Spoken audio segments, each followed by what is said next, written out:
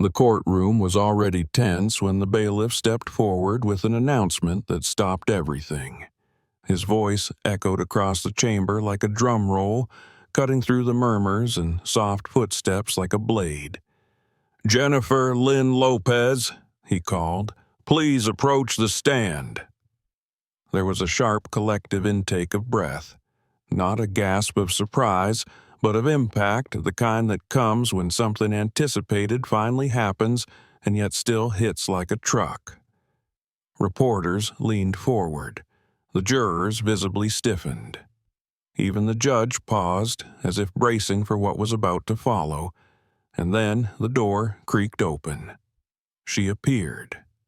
Not the version the world knew from red carpets, not the glamorous image projected across stages, premieres, or halftime shows.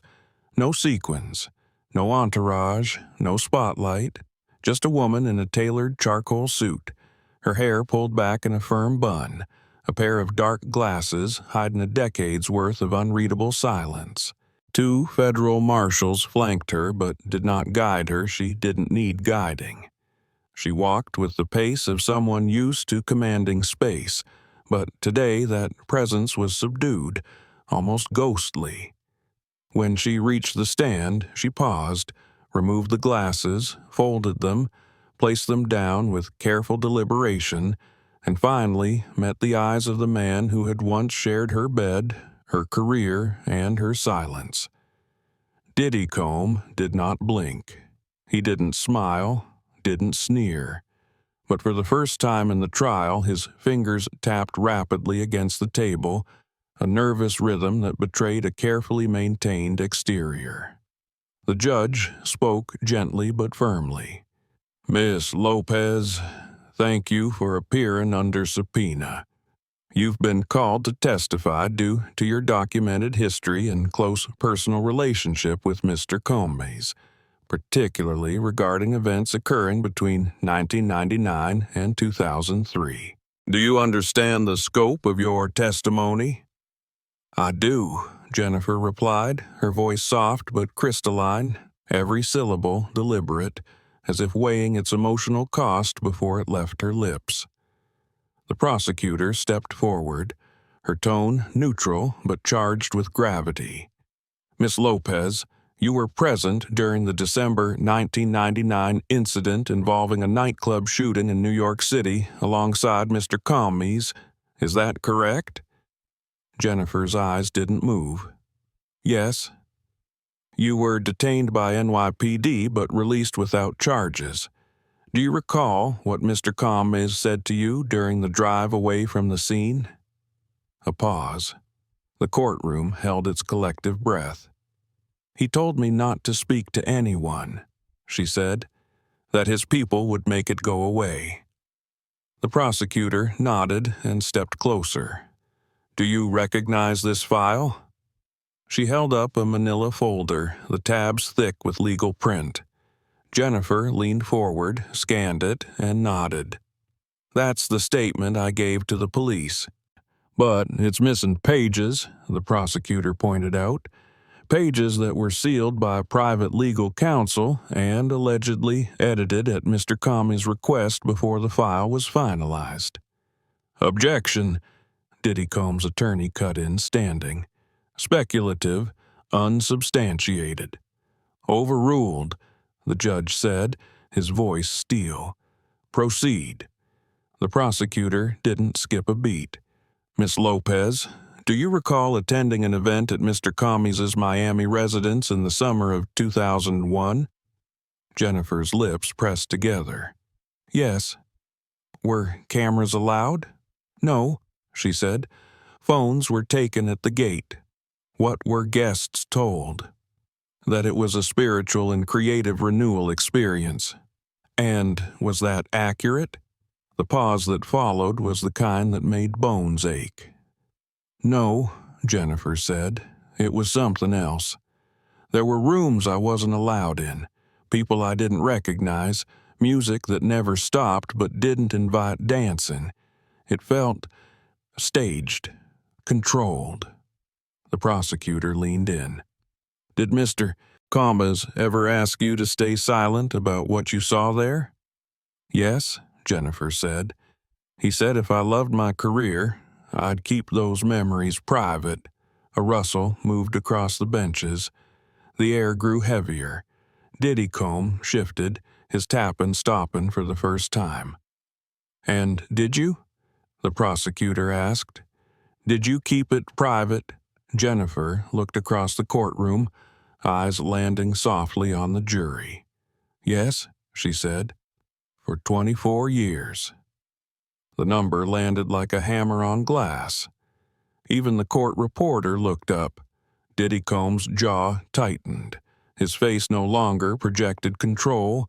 It projected the tension of someone who had played chess too long and now realized he was 5 moves away from checkmate. The prosecutor turned, stepped toward a small cart and picked up a flash drive. She plugged it into the court screen. The judge gave her a slight nod. "Miss Lopez, earlier you testified about events at private parties hosted by Mr. Combs. This court has just obtained an audio file dated October 2002, recorded from an external surveillance microphone. You were present at the event. Do you consent to this being played?" Jennifer inhaled, blinked slowly. "Yes." The courtroom lights dimmed slightly as the screen flickered to life. The audio began with faint laughter, clinking glasses. Then a voice Diddy Combs cut through. "She's hesitant, but she'll come around. She knows what's at stake." A second voice replied, low, "You sure about J-Lo?" Diddy's voice answered, sharp and confident. "Trust me, I know how to handle her." A soundless gasp swept the courtroom. Jennifer's eyes remained open, unmoved, but her jaw clenched.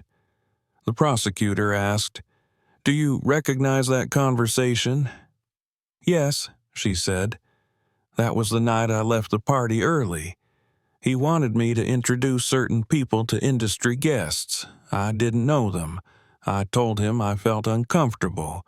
He scolded me, said I embarrassed him." "What happened after that?" the prosecutor asked. Jennifer took a breath, steady but not easy. "I didn't get any calls for 2 months. No film auditions, no label check-ins. It was like I'd been erased." "Do you believe Mr. Combs blacklisted you?" "I don't believe it," she said. "I know it, because when I finally confronted him, he said, 'Next time, remember who gave you your platform.'" Gasps again. The prosecutor didn't smile. She simply let it land. Then she asked, "Did Mr. Combs ever ask you to lie for him?" Jennifer nodded. "After the shooting in '99, he said I should say I was in the bathroom, that I didn't see anything, that he had nothing to do with it." "And did you comply?" Jennifer didn't blink. "I did." "Why?" "Because I was afraid of what would happen if I didn't." "Did you ever see him hurt anyone directly?" "No." "Did he ever threaten you?" "Not in so many words, but power doesn't always come with fists. Sometimes it's a glance, a name dropped in a conversation, a missed call that never gets returned. It's silence in place of opportunity." The room listened like it was hearing a confession from a cathedral. "Miss Lopez," the prosecutor said, "do you regret staying silent?" Jennifer looked down for the first time, then up. "Every single day." Her voice cracked barely, but it cracked like old porcelain. "I watched people disappear, not die, just vanish, from credits, from rooms, from projects. I stayed quiet to survive, but survival cost me too." The prosecutor stepped forward. "Then why speak now?" Jennifer's voice lowered into a whisper that was somehow louder than anything said before. "Because silence didn't save me. It only delayed the pain. And if there's even one person watching this trial who's still scared of him, maybe hearing me say this gives them permission to stop being afraid. And for the first time since the trial began, Diddy looked directly at her. Not with fury, not with arrogance, but with something hollow and unfamiliar: fear. The courtroom sat in suspended animation, not knowing if it was witnessing the fall of a man or the rising of a reckoning. But in that moment, as the judge called a recess and the gavel fell with a definitive crack, one thing was certain: the silence had been broken, and it would never fit back in the box again. When the gavel struck, it did not sound like order, it sounded like a tremor. A controlled explosion behind courtroom walls that had, for too long, absorbed the noise of suppressed voices. As the judge exited and the bailiff called for recess, no one moved. People didn't shift in their seats, didn't rise, didn't exhale. It was as if the entire room had become a photograph, frozen in a moment where power, perception, and truth had collided. Jennifer remained seated in the witness box, her hands folded, not clenched, not trembling. There was no relief in her expression, no triumph. Only the solemn steadiness of someone who had carried a truth too long and had finally let it out into the world not for applause, but because it had become unbearable to hold. Diddy stayed in his seat too, but not by choice. His attorneys flanked him like guards rather than defenders. One whispered something rapidly in his ear, but he didn't respond. His eyes were distant, scanning nothing, not reacting to the cameras, the people, not even the woman who had just stripped him of his carefully curated illusion. Outside, the courthouse buzzed with an electricity that couldn't be contained. Reporters had dropped their pens in exchange for phones. Live streams crackled through the air. Jennifer Lopez testifies against Diddy. An explosive trial trended within seconds. Protesters, survivors, fans, and skeptics had gathered outside the iron gates. But inside, within those high oak-paneled walls, the echo of Jennifer's words still reverberated like a prayer turned thunderclap. When the judge returned from recess, he did not bother with formalities. "Miss Lopez," he said, "please remain on the stand." She stood, adjusted her jacket slightly, and sat again with the same unflinching resolve. "We'll resume testimony. Prosecutor, proceed." The prosecutor walked to the front of the room, holding what appeared to be a set of printed emails. Her voice remained steady. "Miss Lopez, I'd like to revisit the evening of January 14th, 2000. You and Mr. Comey were photographed entering a private after-party in Beverly Hills. Do you recall that event?" Jennifer nodded once. "Yes. You were told the party was a celebration." "That's what he said. He told me it was a victory getting past the worst of it after the shooting. I didn't want to go, but he insisted." "Was there anything unusual about the party?" Jennifer's face tightened ever so slightly. "Everything. It wasn't a party. It was an audition." That word landed like a foreign object in the courtroom. "An audition?" the prosecutor repeated. "Yes. There were models, young artists. Everyone signed NDAs that looked more like contracts. There were people I'd never seen before, but everyone there seemed to know the stakes." "What kind of stakes?" "It felt transactional, cold. People were being paraded, observed, chosen." "Chosen for what?" "I don't know," Jennifer said slowly, "but it didn't feel right." The prosecutor placed the printouts on the overhead screen. These emails were recovered from the forensic image of a laptop once owned by Mr. Combs' former employee. In this chain, Your name appears next to a list of attendees along with the note, J knows. Reinforce the pact. Reassure her this is her launch pad. Do you recall being told anything along those lines? Jennifer exhaled through her nose, nodded. Yes, he told me that sometimes success required compromise, that talent wasn't what made stars' allegiance did. The jury visibly shifted. The silence turned dense, charged. Miss Lopez, the prosecutor said, did you ever fear Mr. Combs? Jennifer's eyes did not move. Yes, she said quietly, not because he hurt me physically, but because I knew what he was capable of, his reach, the people who owed him, the people who feared him. I didn't want to disappear, so I stayed close, and I stayed quiet.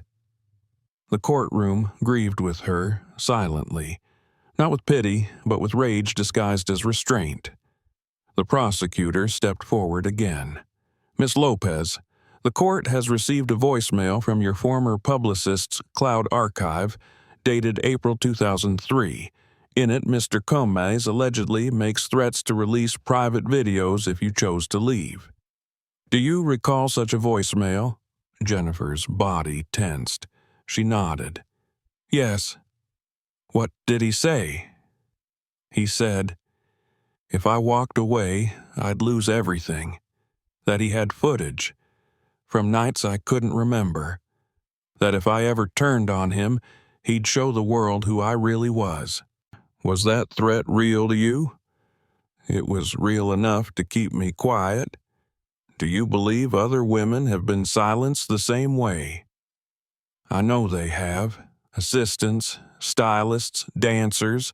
They'd disappear after asking the wrong questions. No explanations. Just gone. Her voice cracked. I had fame, but even that couldn't protect me enough to speak. Not then. The prosecutor turned toward the jury. You've heard her testimony. This isn't just about one woman's silence. This is about a pattern, a culture, a system. Then she turned back to Jennifer.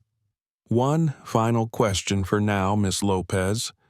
Why speak now? Jennifer blinked slowly. Because silence didn't save me. It only prolonged the pain. And if saying this now helps someone else break their silence, then I haven't just survived. I've finally lived.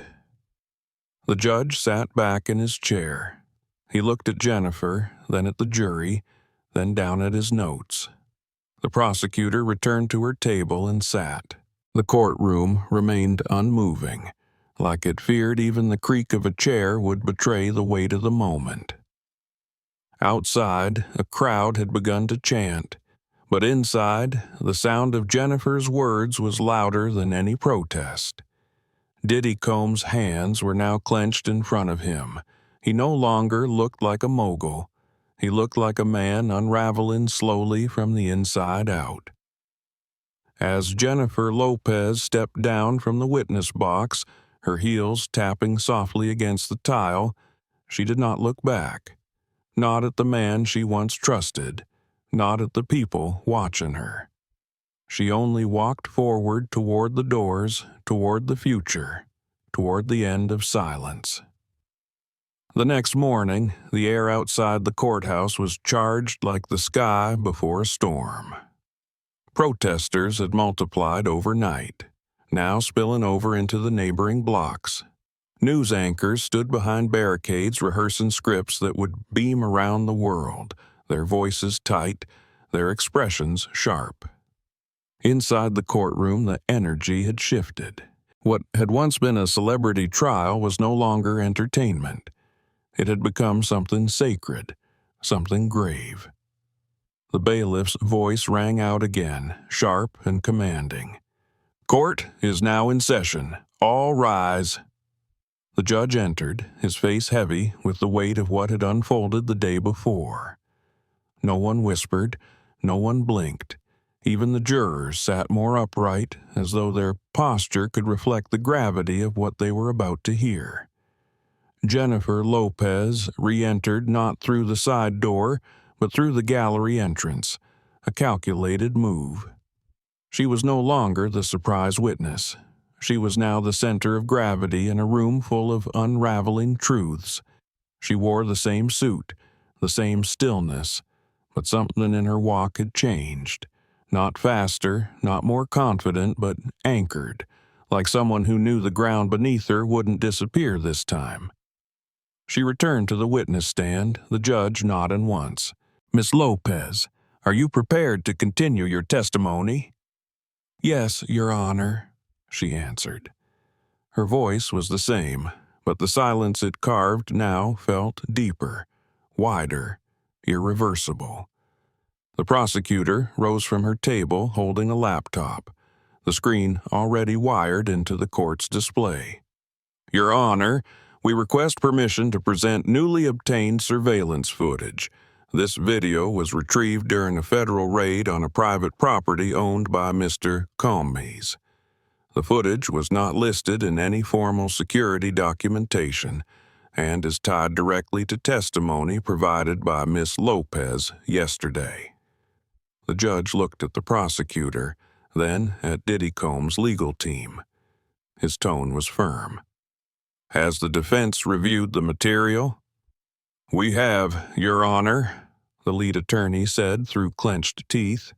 "We object to its presentation." "Objection overruled," the judge said. "Proceed." The prosecutor turned to Jennifer. "Miss Lopez, the footage you are about to see was captured inside a room referred to in sealed testimonies as the mirror room. Do you consent to its public display?" Jennifer closed her eyes briefly, then nodded. "Yes." The lights dimmed, and the courtroom held its breath. The screen flickered. The video was grainy but clear enough to see the outline of a luxurious space, velvet furniture, mirrored walls, ambient lighting that gave the whole room an eerie glow. On the screen, Diddy Combs sat across from two men whose faces were blurred for legal reasons. The sound was slightly distorted, but the voices were unmistakable. "She's getting nostalgic," Diddy's voice said. "Keeps mentioning 99. Keeps hinting she wants to clear the air." "You want us to push back?" one of the others asked. "Not yet," Diddy replied. "Remind her who protected her career when the heat came. If she forgets, I've still got the two reel, the full cut. All three angles? All three." The gallery erupted. Audible gasps, a clatter of pen against wood. Even a juror covered their mouth with their hands. The judge raised his palm. "Order." He didn't need to say it twice. Jennifer didn't cry. She didn't flinch. But her hand closed around the railing in front of her, the veins in her fingers tightening like rope under strain. The prosecutor let the silence stretch. Then she spoke. "Miss Lopez, do you recognize the voices in that recording?" "Yes," Jennifer said. "That was him. That was them." "What are they referring to?" "Footage," she said. "He once told me, after I tried to leave, he said he had videos of me from nights I didn't even remember. Said if I ever turned on him, he'd ruin me." "And you believed him?" "I knew him," she said. "I knew he had cameras in rooms where they didn't belong, rooms that didn't even look like they were wired. And when he said he had footage, I didn't ask for proof. I didn't need to." The prosecutor nodded and turned to the judge. "Your Honor, we submit this video as Exhibit 103. The judge gave a slow nod, writing something down before glancing up at the defense. "Would the defense like to cross?" Diddy Combs' lead attorney stood, his movements more cautious now, like a man stepping through debris. He approached Jennifer, his voice intentionally soft. "Miss Lopez, you've shared incredibly painful memories, and I don't doubt the emotional toll. But in all these years, you never filed a formal complaint, never contacted law enforcement. Why now?" Jennifer looked at him, then at the jury. "Because I didn't think anyone would listen, and I was trained to believe silence was safer." "By whom?" "By him," she answered. "By the industry. By the people who smiled when I smiled and disappeared when I stopped." The attorney tried again. "You say you were blacklisted, but you still went on to have success, didn't you?" "Eventually," she said, "but not because of him, in spite of him." "Did he ever physically harm you?" "No." "Then what exactly are you accusing him of?" Jennifer's voice remained level, but her eyes sharpened. "Of building a system where fear did the work for him, where silence wasn't a choice, it was currency." The attorney stepped back, defeated not by rage or volume, but by the calm, unshakable tone of a woman who had nothing left to lose. "No further questions," he muttered. The judge nodded. "Redirect." The prosecutor stood, walked forward slowly, holding a printed photo. "Miss Lopez, this image was recovered from a private investigator's archive. Do you recognize it?" Jennifer examined the black and white photo. "Yes," she said. "That was the San Remo property. He rented it under someone else's name." "Do you recall what the event was?" "I was told it was a business dinner," she said. "But it wasn't. It was an initiation." The room shifted again. The word had weight now. Into what?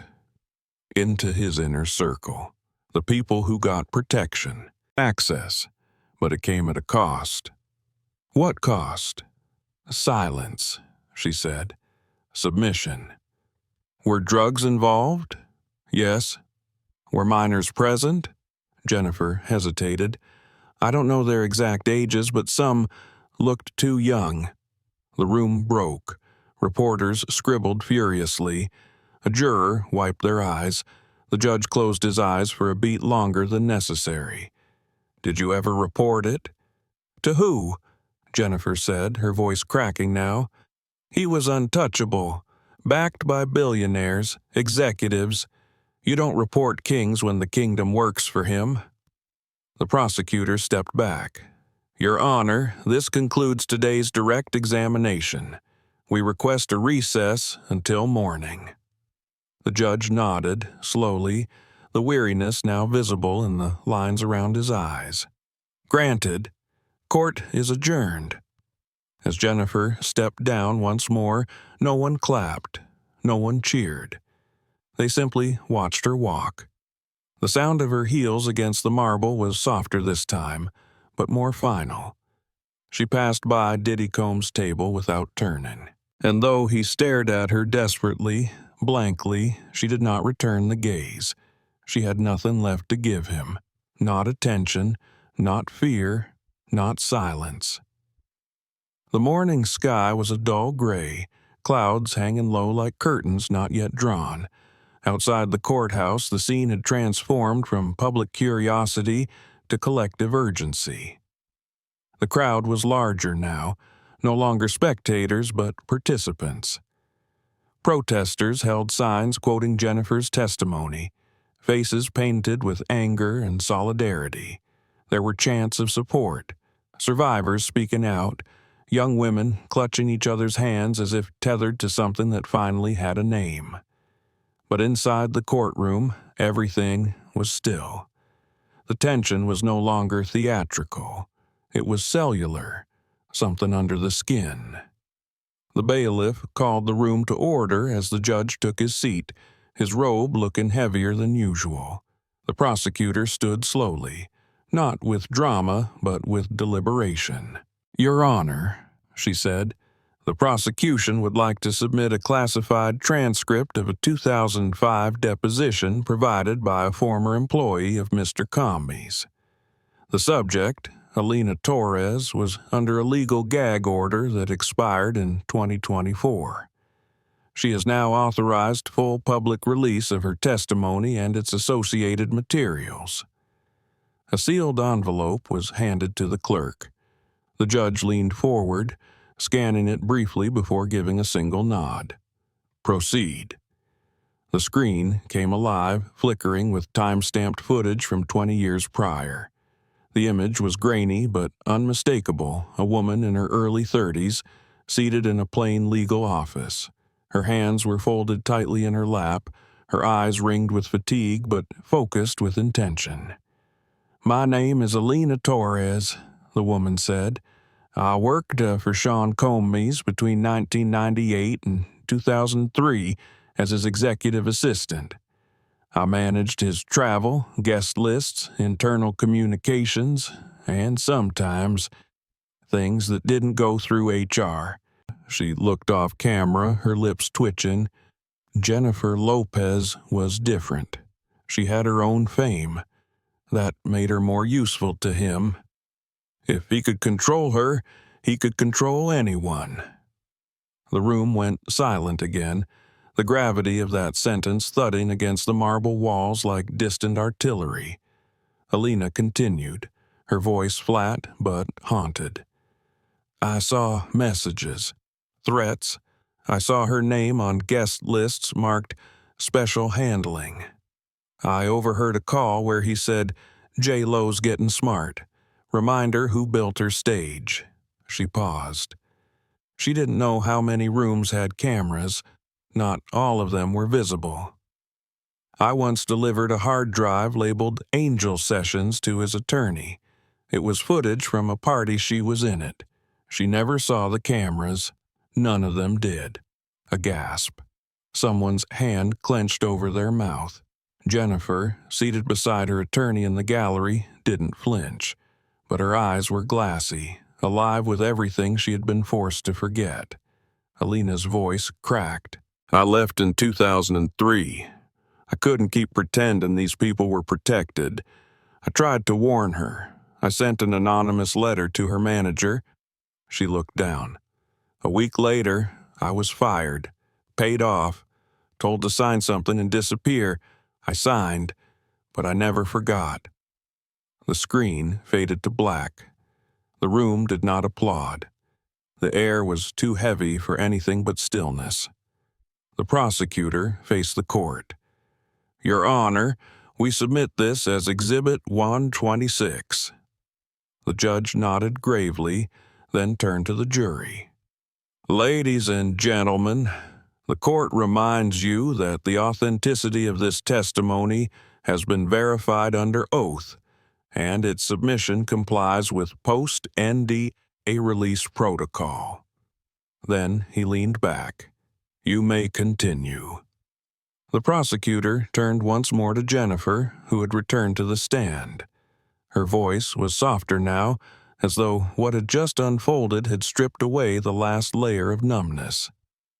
"Miss Lopez, do you recall receiving a voicemail from Mr. Combs in April 2003?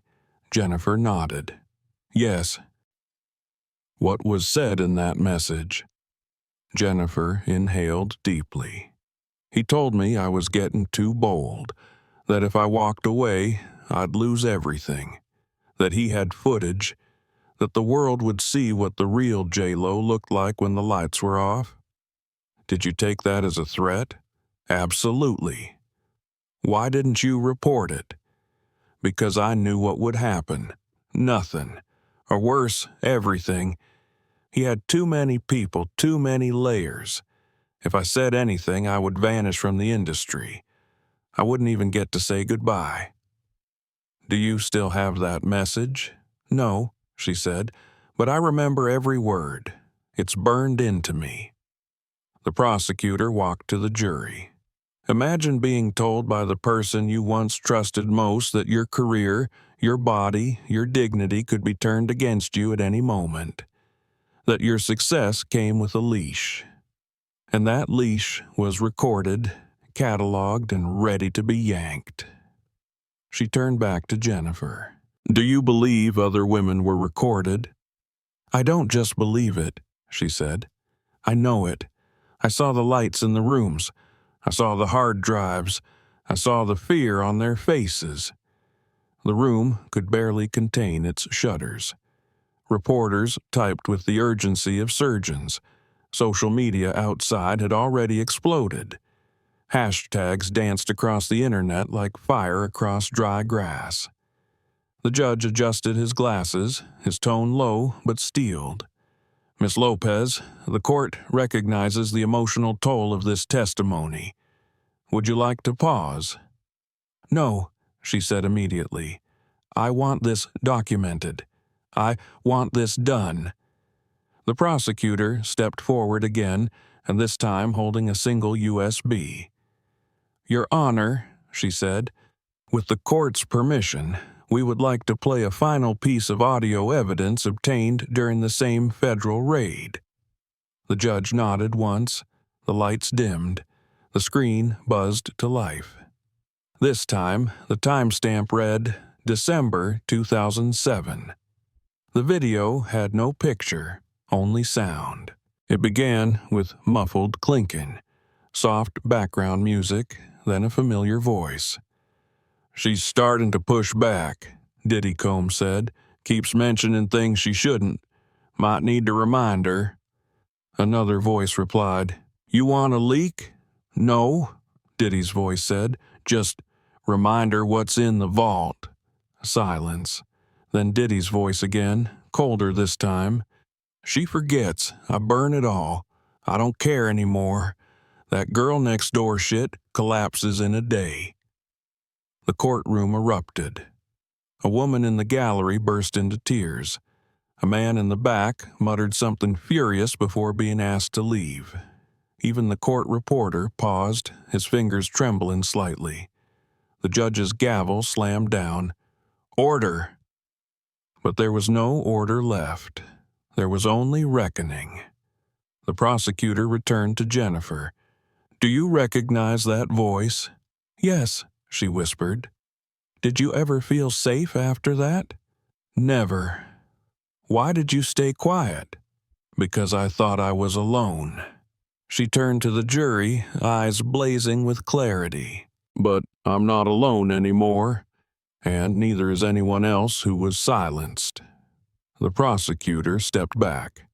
Your Honor, we request that this video be entered as Exhibit 142, and we request this case be moved to criminal proceedings for witness intimidation, obstruction of justice, and unlawful surveillance.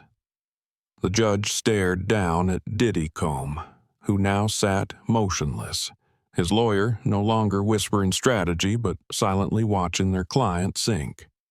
The courtroom wasn't loud, but it wasn't quiet either. It hummed with the sound of collapse, of an empire built on fear now reduced to exposed wires and dead screens. Jennifer rose slowly. Her heels tapped softly again as she stepped off the stand. This time, she didn't look like someone testifying. She looked like someone closing a chapter that had refused to close itself. The judge adjourned court for the day. But everyone knew the next time they returned, the trial would no longer be about questions. It would be about consequences. Gray skies loomed over the courthouse that final morning, casting long shadows over the crowd gathered at the steps. But no rain came. Just a heavy stillness that felt like the city itself was holding its breath. Reporters had arrived before dawn, their voices quieter than usual, their faces pale with anticipation. No longer merely covering a trial, they were witnessing a reckoning. Inside the courthouse, the atmosphere was unlike anything seen before. Every seat was taken. Spectators, legal teams, press, all frozen in anxious silence. Even the jury filed in with an expression of burdened resolve, as if they had already borne witness to something that could never be unseen. Diddy sat alone at his table. Not truly alone, his attorneys still flanked him, but spiritually, he had never looked more isolated. His once regal posture had withered into a subtle slump, his hands clasped so tightly they looked bloodless. The once unshakable man now stared down at the polished wood in front of him, like it held the last of his control. Jennifer Lopez sat in the gallery, no longer required to testify, but present nonetheless. There was no spectacle in her presence, no attempt at presentation. She wore gray again, no makeup, no smile, no fear. She wasn't there as a witness anymore. She was there as a reminder. The judge entered promptly and sat with the weariness of a man who had presided not over a case, but over history itself. He adjusted his glasses, then scanned the room. "This court," he began, "has reviewed the final evidence submitted by the prosecution, including testimony, documentation, audiovisual material, and third-party statements from formerly gagged witnesses. What has emerged is not a matter of isolated misconduct, nor a personal dispute. What has been revealed is a systematic orchestration of control, intimidation, and information suppression carried out over decades by the defendant, Mr. Sean Diddy. He paused as a low gasp fluttered across the room. "The court finds sufficient grounds for escalation to full criminal proceedings on the following charges: obstruction of justice, unlawful surveillance, intimidation of witnesses, coercive manipulation, and conspiracy to suppress exculpatory evidence." He looked to the defense. "Mr. Diddy, you are hereby ordered to remain in custody, pending further indictment. Bail is denied." The courtroom was still, the kind of stillness that precedes a seismic shift, and then the sound of 100 camera shutters firing in controlled chaos broke through like distant thunder. But Diddy did not react. He did not flinch or rage. He simply folded into himself, as if the air had thickened and he could no longer breathe in it. The prosecutor stood one final time, her voice soft but resolute. "This trial began as a case study in influence, but it has become something larger. It is about the cost of silence, the machinery behind fame, the people chewed up by its gears. Miss Lopez did not come forward to reclaim relevance. She came forward to reclaim reality. And in doing so, she has reminded us that no legacy, no empire should be built on erasure." She turned to the jury. "You were not asked to rescue anyone, only to recognize them, and I believe you have." The judge gave a nod. "Court is adjourned until formal arraignment." The gavel struck once, twice, and the sound echoed longer than it should have. Jennifer stood slowly, and as she turned toward the exit, Diddy lifted his eyes just once.